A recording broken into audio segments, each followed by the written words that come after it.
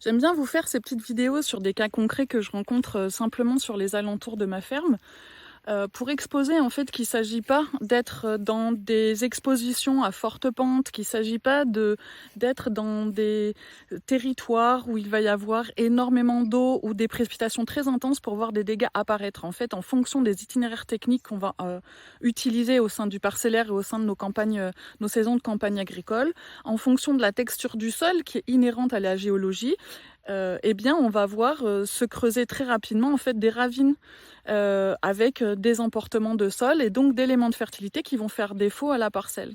Nous voici en Aveyron, on est dans le Ségala aveyronnais, donc à l'ouest du département. Et voici la parcelle qui est à l'origine en fait d'un important glissement de terrain, appellation urbaine. Pour ma part, j'appelle ça de la perte au champ.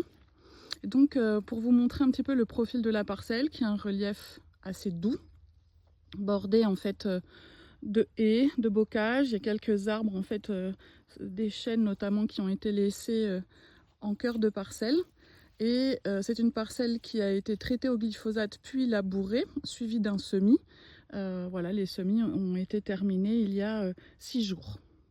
Et on arrive en contrebas de la parcelle avec au point de concentration, ce qui pourrait être l'équivalent de la zone en fait juste en dessous d'un point clé, la terre qui a été emportée par les épisodes pluvieux qu'on a eu ces derniers jours, sachant que la plus grosse pluie a été de 50 mm en 3 jours. Donc autant dire que c'était pas des précipitations intenses, que le sol avait été largement réhumidifié puisqu'on bénéficie régulièrement de pluie depuis le 13 août. Mais un sol en fait déstructuré par le labour, avec peu de végétation ou aucune végétation en place, ne retient pas en fait la moindre humidité, la moindre lourdeur due à l'accumulation d'eau. Et donc la haie, qui est ratiboisée d'année en année à l'épareuse pour mimer les jardins à la versaillaise, n'ont pas suffi à retenir en fait l'écoulement de la terre. Et donc non seulement ça vient combler un chemin qui n'a pas besoin de cet ajout de terre, mais c'est autant d'éléments de fertilité qui sont à manquer sur la parcelle et qui ne pourra pas les recréer sur la génération d'agriculteurs en place. Et vous voyez en fait juste ici les ravines qui se sont créées lors de l'écoulement des dernières précipitations. On est vraiment sur des pentes qui sont à faible déclinaison, qui sont très douces, il n'y a pas de marche, il n'y a pas d'accélération et la profondeur de sol est supérieure à 60 cm. Moi, j'aime bien me servir de ces cas-là pour vous montrer en fait que l'aspect fonctionnel ne sert à rien, en fait, il est vain. C'est-à-dire que quand on réfléchit à des aménagements d'hydraulique douce par des ouvrages, qu'on réfléchit à l'implantation de haies très peu densifiées, sans bandes enherbées, en fait, un sol qui est déstructuré ne pourra pas être retenu par ces aménagements-là. Cela revient à l'activité biologique qui est inhérente à la pédologie du sol. Donc on va compter sur toute la batterie bactérienne, protozoaire, qui vont être les pourvoyeurs d'eau et qui vont être les façonneurs des canaux d'eau. On va compter bien évidemment sur les champignons et la glomaline qu'ils vont échanger avec les végétaux, qu'ils vont sécréter pour pouvoir créer des agrégats de sol qui sont solides et résistants aux érosions. Et à partir de quoi on va avoir une résistance en fait hydrique bien plus forte, une robustesse hydrique bien plus forte au champ. On va avoir une réserve utile largement augmentée au champ.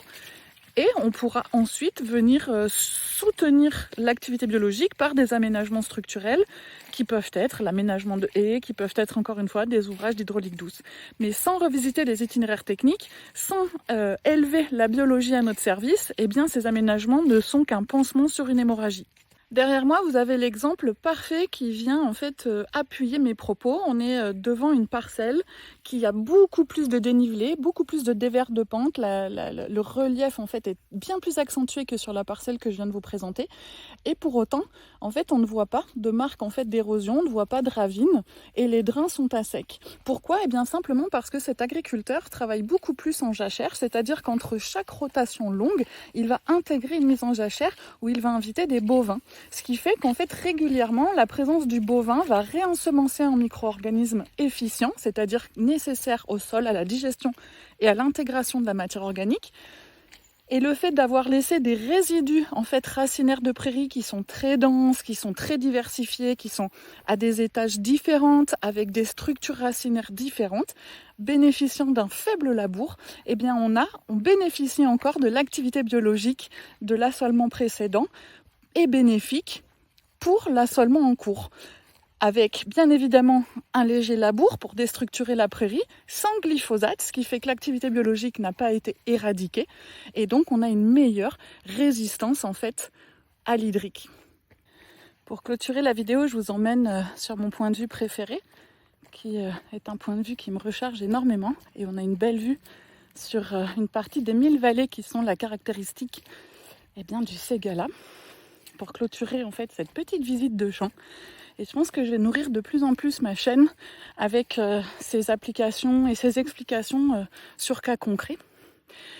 Si vous voulez être accompagné pour revisiter vos itinéraires techniques, pour étudier en fait l'état biologique de votre parcelle, si vous souhaitez étudier l'ensemble de votre parcellaire en une unité en fait qui mérite d'être maillée, raccordée, renforcer les liens écosystémiques et bien évidemment la robustesse climatique, vous n'avez qu'une seule chose à faire, voire deux.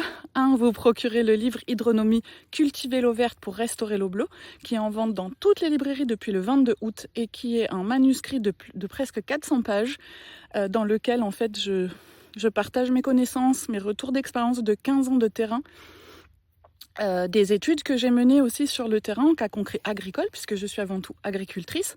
Et la deuxième action que vous pouvez faire, c'est bien évidemment rejoindre les sessions de formation.